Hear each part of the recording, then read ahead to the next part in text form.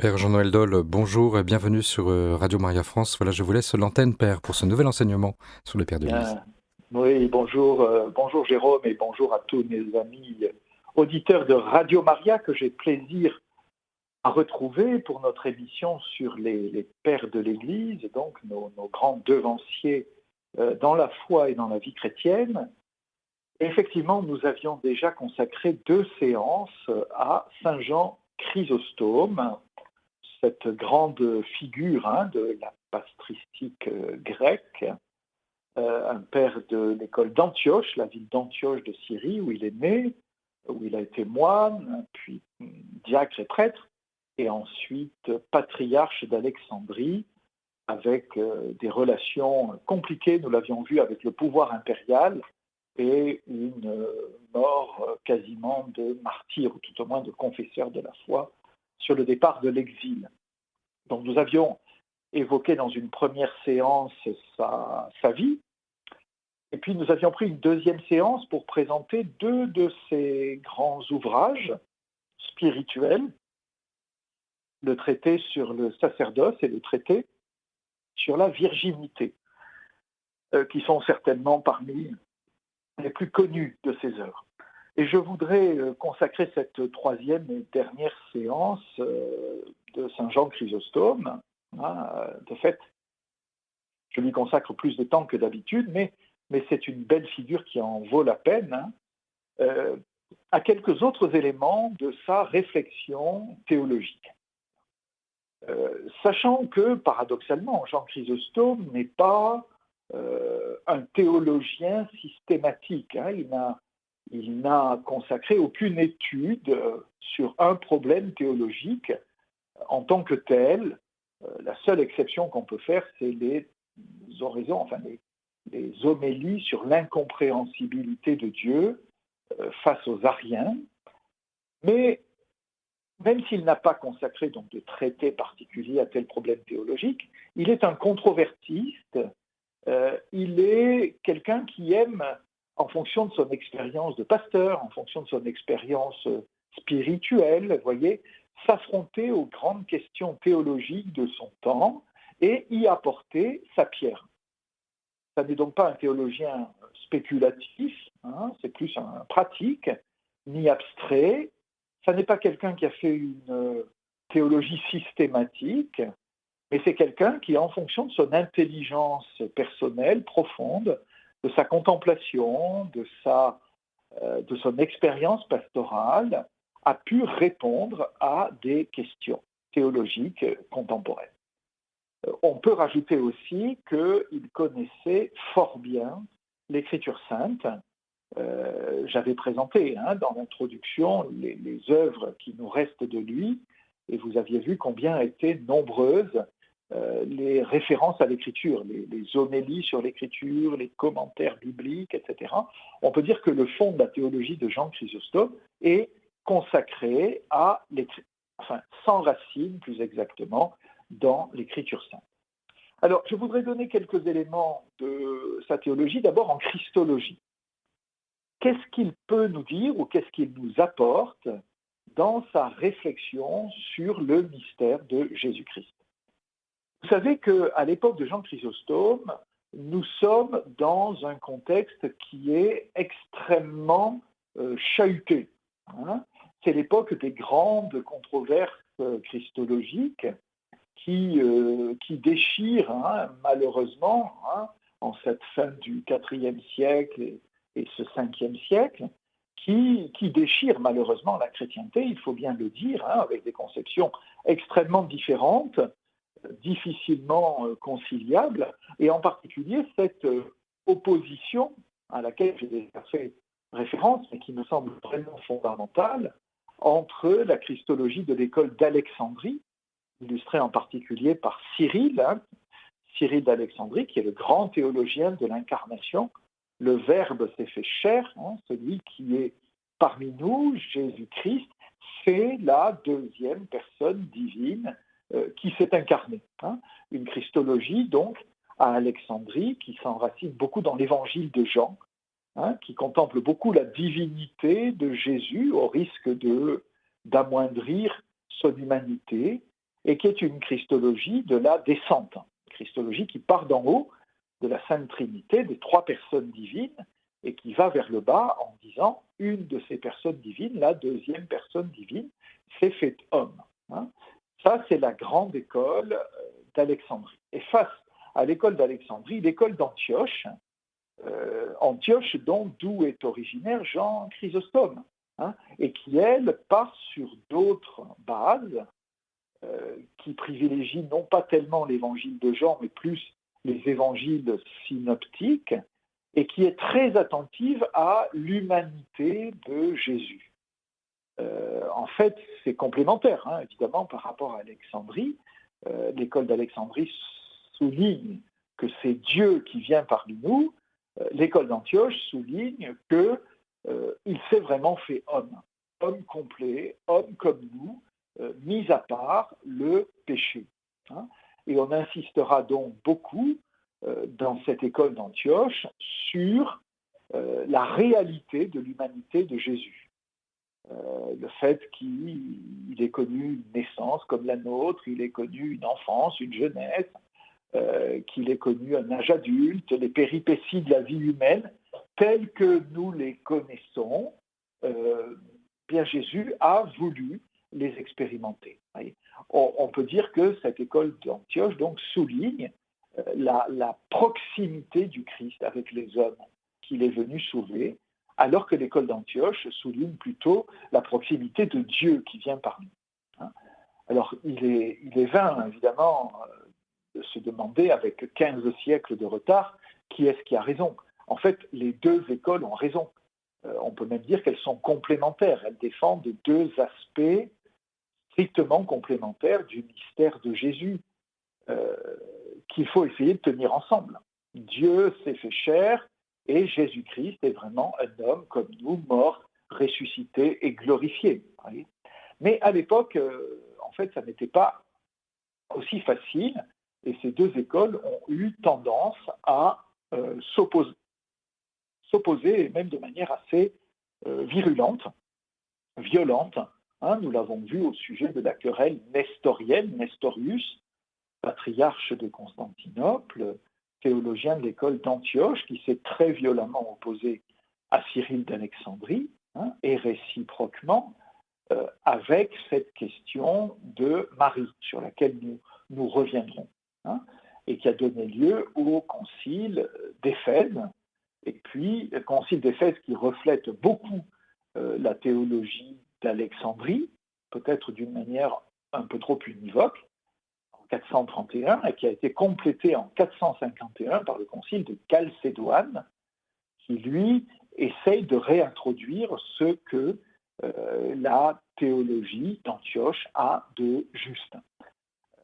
Concile d'Éphèse, c'est le Verbe s'est fait chair. Et Marie est mère de Dieu, le Verbe qui s'incarne.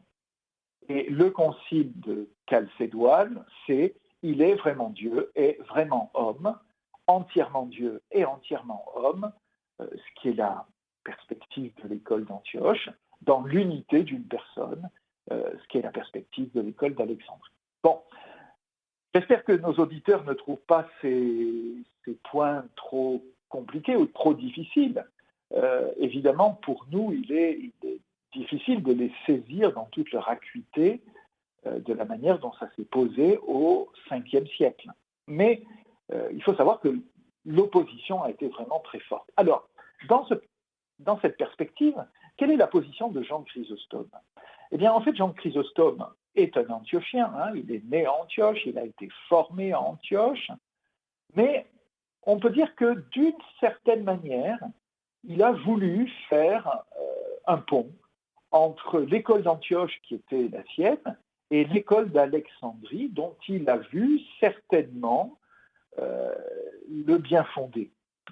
Il s'est voulu peut-être en christologie, d'une certaine manière, un conciliateur entre ces deux points de vue. Il emploie par exemple le terme homoousios à 5 reprises dans ses œuvres, c'est pas énorme, mais homoousios, nous le savons bien, c'était un des leitmotifs de l'école d'Alexandrie. Le Verbe est consubstantiel au Père, il est entièrement Dieu comme le Père. hein.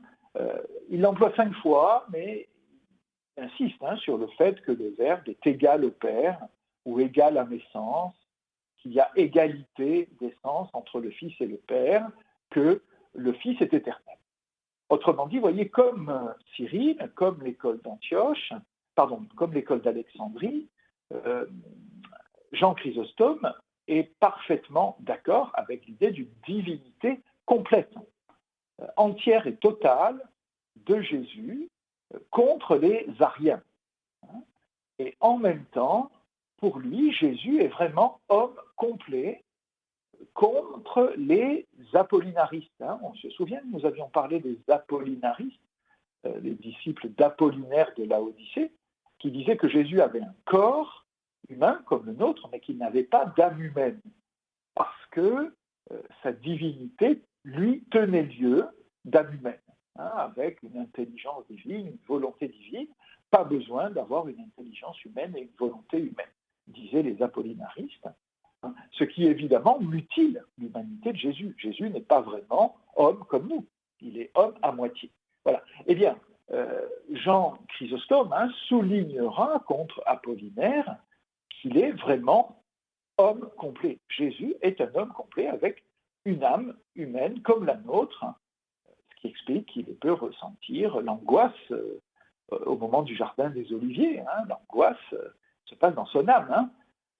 Et un corps comme le nôtre, cela est évident. Vous voyez, il a un corps humain comme le nôtre, et il a une âme humaine comme la nôtre, la seule différence étant qu'il n'est pas pécheur. Donc vous voyez, Jean Chrysostome défend pour Jésus sa divinité complète, son humanité complète, la question se posant évidemment de comment est-ce que ces deux natures, divines et humaines, en Jésus, s'unissent. C'est là que l'opposition a été forte entre Apollinaire d'un côté et Nestorius, et puis de l'autre, Cyril d'Alexandrie. Voilà. Et en fait, on a pu reprocher à Nestorius de voir une union extrêmement faible, accidentelle, entre les deux natures divines et humaines du Christ. Voilà. Au risque de faire presque deux personnes en lui, deux sujets, vous voyez, comme s'il y avait en Jésus une personne divine et une personne humaine. C'est ce qu'on avait reproché à Nestorius. Alors, que dit Jean Chrysostome ? Eh bien, en fait, lui a une position assez équilibrée, même s'il ne l'explicite pas tellement d'un point de vue théologique. Il reconnaît que le Christ est de deux natures, parfaitement Dieu et parfaitement homme, mais qu'il constitue un seul Christ. Donc, unité du sujet concret qu'est Jésus. Je voulais vous citer 4 lignes d'une de ses homélies, sur l'épître de saint Paul aux Philippiens, voilà, et où Jean Chrysostome nous dit ceci. Voilà ce qu'il s'est fait, voilà ce qu'il a pris. Dieu, il l'était d'avance. Ne confondons pas, ne divisons pas. Un seul Dieu, un seul Christ, Fils de Dieu. Donc je dis un, c'est l'union que j'énonce et non la confusion. La nature divine n'est pas tombée de manière à devenir la nature humaine. Les deux se trouvent unis. 4 lignes qui sont un peu denses, mais dans lesquelles vous avez repéré, je pense, l'essentiel de sa christologie. Vous voyez, Jésus-Christ est un et unique. Il est hors de question de le diviser en deux personnes, comme le faisait Nestorius. Vous voyez, il est bien un seul sujet, une seule personne, un seul Fils de Dieu. Voilà. Et lorsque ce Fils de Dieu prend la nature humaine se trouve unie. Le mot union apparaît 2 fois dans le texte, les 4 lignes que je vous ai citées. Il y a union entre la nature divine et la nature humaine, mais il n'y a pas confusion, dit-il. Il n'y a pas confusion. La nature humaine ne se trouve pas fondue ou absorbée dans la nature divine, ou bien la nature divine fondue dans la nature humaine. Vous voyez, les deux sont unis, mais non pas confondus. Ça, c'est une manière qu'a Jean Chrysostome de répondre à l'hérésie qui va bientôt se développer du côté d'Alexandrie et qu'on appellera le monophysisme. Le monophysisme, c'est-à-dire les deux natures divines et humaines du Christ ne sont pas simplement unies, elles sont confondues. Hein. Elles se mélangent de manière à faire une nature composite, ce qui évidemment est intenable. Hein. Donc vous voyez, Jean Chrysostome défend l'unité du Christ et en même temps la dualité des natures, mais il ne va pas plus loin.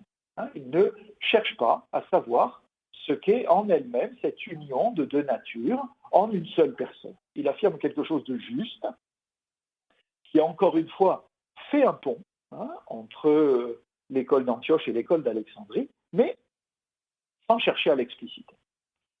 Voilà, ça c'est pour sa christologie. Quelles sont les conséquences pour sa mariologie? Puisque vous savez que c'était la question de la Vierge Marie qui avait mis le feu aux poudres au 5e siècle entre Antioche et Alexandrie, avec notamment la question, est-ce que Marie peut être dite mère de Dieu? Marie peut-elle être priée comme mère de Dieu? À Alexandrie, on répond oui, à Antioche, on répond non. Pourquoi? Je l'avais déjà explicité, mais pour vous le rappeler en 2 mots, à Alexandrie, ça ne pose aucun problème. Pourquoi? Parce que le Christ, c'est Dieu qui s'est fait homme. Il y a une seule personne. Et donc, Marie est mère de cette personne divine, on est toujours mère d'une personne, au moment où elle s'incarne et où elle prend la nature humaine. Donc à Alexandrie, ça ne pose aucun problème de dire que Marie est mère de Dieu. Pas de Dieu le Père, pas de Dieu le Saint-Esprit, pas des trois, mais Marie est mère du Fils, la deuxième personne divine, quand le Fils s'incarne. Et en revanche, à Antioche, on se refusait à dire que Marie était mère de Dieu. Pourquoi? Parce que, encore une fois, les deux natures étaient tellement distinctes qu'elles étaient presque séparées. Et Marie ne se rapportait qu'à la nature humaine de Jésus, et non pas à sa nature divine. Nestorius préférait dire que Marie était Christotokos, non pas Théotokos, mère de Dieu, mais Christotokos, mère de Christ, ou bien Anthropotokos, mère de l'homme, Jésus. Gros affrontement qui sera tranché au concile d'Éphèse, où on dira que Marie est vraiment mère de Dieu et qu'elle peut être priée comme cela, donc en donnant raison à l'école d'Alexandrie. Dans ce débat sur la Vierge Marie, qu'est-ce que nous dit Jean Chrysostome? Eh bien, lui, en fait, il est fidèle, vous voyez, à cette position, on pourrait dire, d'intermédiaire ou de pont entre l'école d'Alexandrie et l'école d'Antioche. C'est-à-dire qu'il ne va pas employer le mot Théotokos nulle part. Nulle part dans ses œuvres, il ne qualifie Marie comme mère de Dieu. Mais il n'emploie pas non plus les termes qui étaient en faveur à Antioche de Christotokos ou de Anthropotokos. En fait, il évite les termes qui fâchent, aussi bien d'un côté que de l'autre, une sorte de réserve voulue, que l'on peut regretter, parce que de fait, il ne prend pas position, mais on peut dire que d'une certaine manière, il ne veut pas envenimer le débat. Voilà. Donc il ne se prononce pas sur ces titres de Marie, ni mère de Dieu, ni mère du Christ, ni mère de l'homme. En revanche, il admettra tout à fait la virginité perpétuelle de Marie, que Marie s'est donnée entièrement à Dieu avec son corps et avec son âme, et qu'elle est vierge, non seulement avant de recevoir le Fils de Dieu dans son sein, mais qu'elle est vierge pendant l'enfantement et après.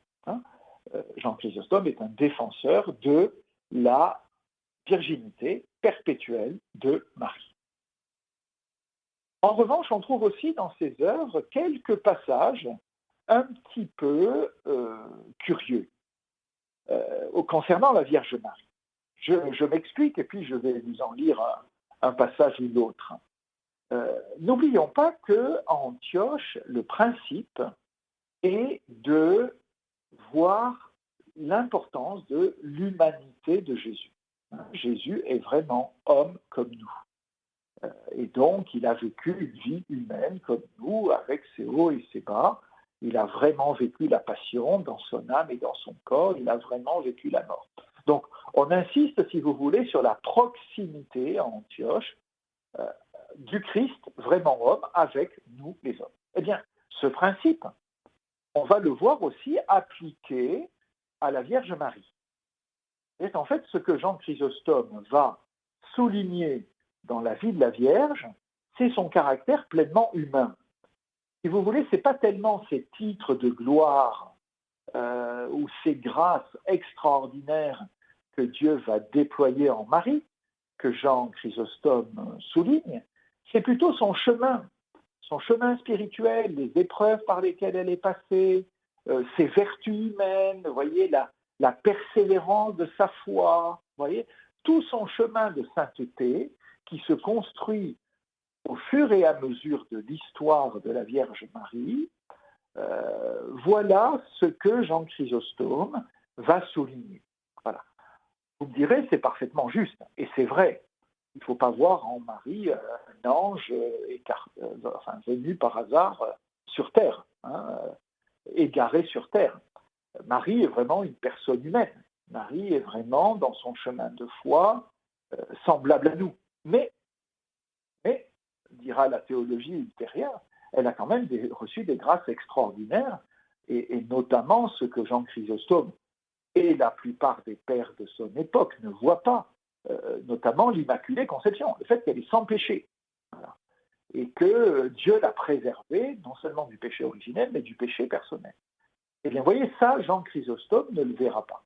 Il verra que Marie est sainte, mais elle est sainte, non pas par cette grâce que Dieu lui a faite, mais par son combat spirituel, par sa vertu personnelle. Oui. Je vous cite un petit texte dans ce sens-là. C'est dans les homélies de Jean Chrysostome, donc sur l'évangile de Matthieu. Pour quel motif, me direz-vous, ne se conduisit-il pas de même envers Marie et lui parla-t-il avant le mystère de la conception? Autrement dit, là, il s'interroge sur le pourquoi de l'envoi de l'ange. Pourquoi est-ce que l'ange Gabriel est venu voir Marie pour lui dire « Est-ce que tu veux bien être la mère de Jésus-Christ, notre Sauveur ?»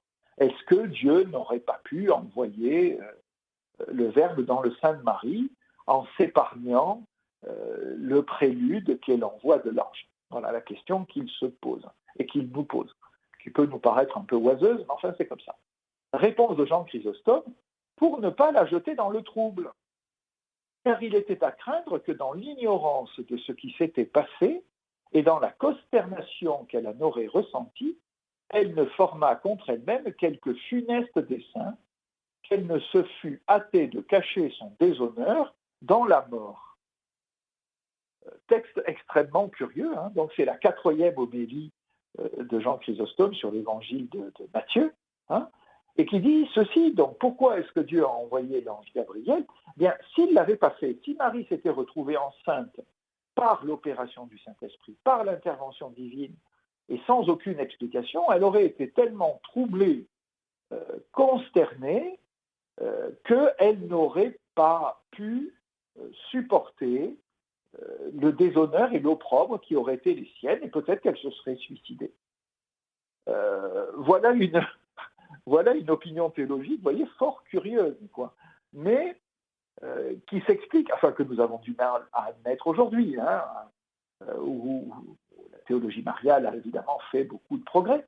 Vous voyez, mais Jean Chrysostome voit Marie tellement humaine, tellement semblable à nous, qu'il se dit, si jamais il était arrivé quelque chose de vraiment extraordinaire, surprenant, stupéfiant, auquel elle n'avait pas été préparée auparavant, elle aurait pu sombrer dans le désespoir. Marie aurait pu sombrer dans le désespoir.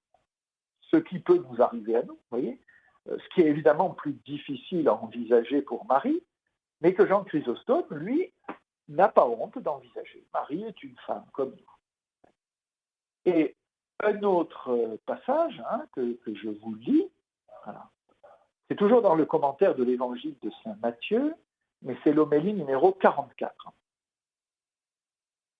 Je cite Jean Chrysostome. Aujourd'hui, nous apprenons quelque chose de plus extraordinaire encore, à savoir que sans la vertu, il n'eût servi à rien à la mère du Christ de le porter dans ses entrailles et de le mettre au monde de la manière merveilleuse que nous connaissons. De cette vérité, voici la preuve irrécusable. Comme il parlait à la multitude, raconte l'évangéliste Matthieu, quelqu'un lui dit, voilà votre mère et vos frères qui vous cherchent. Et il leur dit, qui est ma mère et qui sont mes frères? Il parlait de la sorte, ce n'est pas qu'il eut honte de sa mère ou qu'il renia celle qu'il avait enfantée. S'il eût dû en rougir, il n'eût point consenti à être porté dans son sein. Il voulait nous enseigner que ce titre de mère n'eût servi de rien à Marie si elle n'eût parfaitement rempli tous ses devoirs. Ce qu'elle faisait en ce moment lui était inspiré par un amour-propre excessif. Elle voulait montrer au peuple l'autorité et l'influence qu'elle exerçait sur son enfant, duquel elle n'avait pas encore une très haute idée. En conséquence, elle se présente d'une façon importune. Là aussi, vous voyez, dans ce passage de la 44e homélie sur Saint Matthieu, il y a de quoi pour nous, a posteriori, sourire. Ça n'est pas du tout de cette manière-là que nous interprétons le passage évangélique, effectivement, où la mère de Jésus et sa parenté viennent le chercher. Mais Jean Chrysostome voit une Marie bien humaine. Il nous dit, voilà, elle est la mère de Jésus, mais elle ne connaît pas encore tout son mystère, vous voyez, tout ce qu'il va déployer, ce qu'il est, ce qu'il doit faire. À ce stade-là, on pourrait dire, la foi de Marie est encore hésitante, voire défaillante. Et elle se conduit d'une manière humaine, voire même trop humaine. Voilà. Elle voit que son Jésus a commencé son ministère, qu'il a du succès, qu'il commence à réunir des hommes et des femmes autour de lui, peut-être pas encore des foules, mais enfin ça va venir. Et Marie veut à la fois raisonner Jésus en lui disant ne va pas trop loin, ne te prends pas pour ce que tu n'es pas, et puis montrer à tous ces gens qu'elle est sa mère et donc elle a une autorité sur lui et donc elle veut le ramener à la maison. Voilà.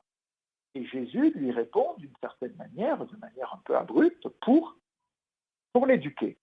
Jésus se fait l'éducateur de sa mère, à la fois dans le domaine de la foi, pour qu'elle croie davantage en lui, et puis dans le domaine de la vertu humaine, en lui apprenant à se détacher de son fils, ou plus exactement, à laisser son fils gouverner sa vie comme il le doit, dans le cadre de sa mission de Messie.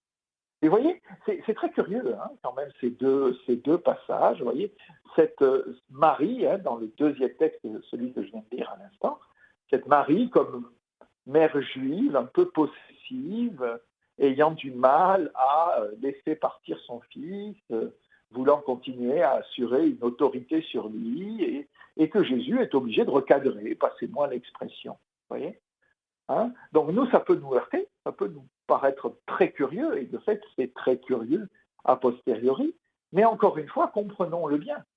Ce n'est pas que Jean Chrysostome veuille rabaisser la Vierge Marie, bien au contraire, mais il veut montrer qu'elle a eu son chemin de foi, de croissance dans la foi, de croissance dans la vertu humaine, que tout ne lui a pas été donné au début, et que si elle est parvenue à une si haute sainteté, ce qu'il croit, la Vierge Marie est la plus belle et la plus sainte des créatures de Dieu, eh bien, elle l'a fait au terme d'un chemin où il y a eu beaucoup de choses à digérer, une croissance spirituelle à faire, une montagne à gravir et parfois des ratés. Vous voyez, je n'en dis pas plus sur la Vierge Marie, mais vous voyez combien la mariologie de Jean Chrysostome peut être curieuse pour nous. Mais encore une fois, ce qui lui donne sa consistance, c'est cette conviction que, comme le Christ, Marie est intégralement humaine. Et donc les petitesses, les faux pas, les hésitations, les chutes, de la nature humaine, Marie, elle aussi, les a connus. Ce que, évidemment, nous ne dirions pas aujourd'hui. Nous dirions Marie est sans péché, par l'Immaculée Conception, elle n'a aucun péché, ni le péché originel, ni le péché personnel. Elle est donc à milieu de ces sentiments trop humains de volonté de puissance ou de domination sur son fils. Hein. Mais elle a, en quelque sorte, besoin d'une purification progressive pour croître dans la sainteté et dans la grâce. Un petit mot sur la conception chez Jean Chrysostome du péché originel. Là aussi, nous pouvons être un peu surpris. Pourquoi de sa doctrine? En fait, à l'époque de Jean Chrysostome, il s'est passé dans les mœurs depuis longtemps, on peut dire déjà, on pratique le pédobaptisme, ce qu'on appelle le pédobaptisme, c'est-à-dire le baptême des enfants, des petits-enfants. Dans la toute première Église, ça n'était pas le cas. Il suffit de relire les Actes des Apôtres pour voir que ceux qui se font baptiser, ce sont les adultes. Et pendant les premiers siècles, le cas typique du baptême, ça a été des adultes qui se sont convertis, tournés vers Jésus, à qui on a fait un catéchuménat et qui, au bout d'un cheminement de 2 ans, 3 ans, reçoivent le baptême. Éventuellement, baptême dans lequel ils englobent leurs enfants. Quand un homme se convertit, souvent il entraîne toute sa maisonnée, femme et enfants, et parfois domestiques. Voilà. Mais le cas était le baptême des adultes. Le cas majeur, le plus fréquent, était le baptême des adultes. À l'époque de Jean Chrysostome, en fait, c'est l'inverse. La société est largement christianisée, et donc le baptême des petits-enfants devient la majorité. Donc on pratique le baptême des petits-enfants, mais en même temps, il dit, on les baptise, mais ils n'ont pas de péché. Ils n'ont pas de péché. Ce qui est très curieux, certains commentateurs ultérieurs, et notamment en tenant compte de ce que dira un peu plus tard saint Augustin, ont accusé Jean Chrysostome de pélagianisme, de sympathie avec cette doctrine contre laquelle saint Augustin a beaucoup lutté dans la zone occidentale, à peu près à la même période d'ailleurs que Jean Chrysostome, et qui disait qu'en fait, la nature humaine n'est pas corrompue par un péché originel transmissible de parents à enfants. Et que le péché personnel est juste un mauvais exemple que nous pouvons recevoir et qui peut nous entraîner à faire le mal, mais ça reste un exemple extérieur. Nous ne recevons pas un péché originel intérieur. Voilà. Alors, est-ce que ça veut dire, vous voyez, quand Jean Chrysostome dit « ils n'ont pas de péché », est-ce que ça veut dire qu'il est pélagien? Non, évidemment, puisque d'abord la controverse n'avait pas lieu dans sa zone, en Orient, mais plutôt en Occident. Et puis, il peut le comprendre, d'une certaine manière, en disant ils n'ont pas de péché personnel. Voilà. Ils n'ont pas commis de péché, sous-entendu, personnel. Bon, interprétation possible. Mais il n'en reste pas moins, vous voyez, que Jean Chrysostome ne dit jamais que nous avons hérité du péché originel par la naissance. Curieusement, vous voyez, ces progrès de la théologie du péché originel qui vont avoir lieu en Occident, suite à la réflexion de saint Augustin, on peut dire qu'il concerne beaucoup moins l'Orient et que l'Orient est beaucoup moins sensible à cette question. Jean Chrysostome n'a pas beaucoup cherché à approfondir, vous voyez, cette question du péché originel. Je vous cite un passage, c'est dans la 10e homélie sur l'épître aux Romains. 10e homélie de Jean Chrysostome sur l'épître aux Romains, où il dit ceci. Quelle est la difficulté? Comment la désobéissance d'un seul homme peut-elle constituer plusieurs hommes en état de péché? Un homme ayant péché, puis étant devenu par là sujet à la mort, et donné le jour à une race soumise à la même condition, il n'y a point d'invraisemblable à l'avenir. se traduit, vous voyez, si Adam, notre premier père en humanité, a péché et par là est devenu mortel, que nous, ses descendants, nous soyons mortels, nous soyons soumis à la mort, ça ne pose aucun problème à Jean Chrysostome. Vous voyez, nous avons hérité de la mort comme conséquence du péché de nos pères. Voilà. Il continue. Et que la prévarication de l'un constitue l'autre en état de péché, quel rapport entre ces deux effets? Il me semble qu'un homme ne doit être puni comme pécheur à la condition d'avoir commis lui-même le péché. Quel est donc le sens du mot pécheur? À mon avis, il s'appliquerait aux hommes en tant qu'ils sont réservés au supplice et sujets à la mort. Autrement dit, dans ce petit texte, qu'est-ce que Jean Chrysostome nous dit? Bien, en fait, il nous dit, je veux bien admettre que nous soyons mortels, nous, aujourd'hui, en raison du péché d'Adam. En revanche, n'imaginons pas que le péché ait pu se transmettre depuis nos premiers parents jusqu'à leurs descendants et jusqu'à nous. En fait, il n'y a de péché que de péché commis personnellement. Autrement dit, vous voyez, cette notion d'un péché, le péché originel, qui est en nous, sans que nous l'ayons commis personnellement, mais qui nous affecte réellement dans notre relation à Dieu, dans notre nature humaine qui a été abîmée, eh bien, vous voyez, Jean Chrysostome ne le comprend pas. De ce point de vue-là, vous voyez, on touche du doigt aussi que, à partir de ce 5e siècle, en particulier, les sujets théologiques qui vont être abordés en Occident, comme le péché originel par saint Augustin, ne sont plus du tout les mêmes que les sujets qui vont toucher l'Orient. Voilà. Et donc cette théologie du péché originel, on ne peut pas dire qu'elle soit importante pour Jean Chrysostome. Pour terminer, j'aimerais dire un mot de sa conception de la pénitence. Alors, la pénitence. Comment est-elle envisagée par lui? Quelle est la conception qu'a Jean Chrysostome de la pénitence? Il parle souvent de la confession. Mais, entendons-nous bien, ça n'est pas la confession telle que nous la connaissons aujourd'hui.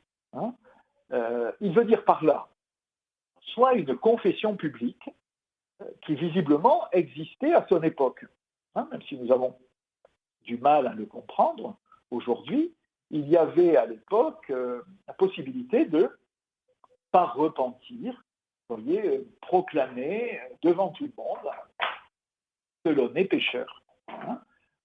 Donc confession publique, reconnaissance humblement devant la communauté de mon péché. Bon. Deuxième possibilité, il entend la confession au niveau intérieur, vous voyez, comme une ouverture du cœur devant Dieu seul, dans ma prière personnelle, intérieurement, je me reconnais pécheur. Un peu, si vous voulez, l'examen de conscience que nous faisons, nous, chaque jour, chaque soir. Je pense, devant Dieu, notre prière du soir, nous examinons, vous voyez, ce qu'a été notre journée. Nous rendons grâce à Dieu pour ses bienfaits et le bien que nous avons pu faire et recevoir. Et puis nous lui demandons pardon de tout notre cœur pour nos péchés de la journée. Voilà, cette espèce d'examen de conscience, Jean Chrysostome le connaît dans la prière personnelle, l'ouverture du cœur, vous voyez, la reconnaissance devant Dieu que nous sommes pécheurs. Mais il ne parle pas de la confession à un prêtre comme représentant de Dieu. Et la confession telle que nous la connaissons aujourd'hui, vous voyez, ne le concerne pas. Il ne sait pas encore ce que c'est. À son époque, vous voyez, cette confession personnelle, on pourrait dire sacramentelle, devant un prêtre qui a reçu ministériellement le pouvoir de remettre les péchés, Jean Chrysostome ne le connaît pas. Pour lui, il n'y a pas de confession sacramentelle prévue. Comment est-ce que Dieu remet les péchés? Eh bien, en fait, il le dit dans un texte avec lequel je vais conclure. Pour lui, le prêtre a le pouvoir de remettre les péchés, certes, mais dit-il, une fois dans le baptême et une fois dans l'extrême onction. Autrement dit, vous voyez, pour Jean Chrysostome, et on peut penser pour les pères de l'école d'Antioche et de Constantinople à cette époque-là, les deux seules fois où le prêtre peut vous donner le pardon de vos péchés, c'est le baptême, pour les enfants ou pour les adultes, donc péché originel et éventuellement péché personnel, et c'est l'extrême onction, le dernier acte religieux en principe avant de quitter cette vie, où l'ensemble de nos péchés nous est pardonné pour pouvoir nous présenter saintement devant Dieu. Voilà ce qu'il dit, c'est dans son traité du sacerdoce, au livre 3. Je cite. Ce n'est pas seulement quand les prêtres nous régénèrent dans la grâce, c'est encore après nous avoir régénérés qu'ils peuvent remettre nos fautes. Quelqu'un parmi vous est-il malade, dit le texte sacré, qu'il appelle les prêtres de l'Église. Ils prieront sur lui en loignant avec l'huile au nom du Seigneur, et la prière de la foi sauvera le malade, et le Seigneur le ranimera. Et s'il a commis des péchés, ils lui seront remis. Cette longue citation, en fait, est tirée de l'épître de Saint Jacques, et c'est effectivement le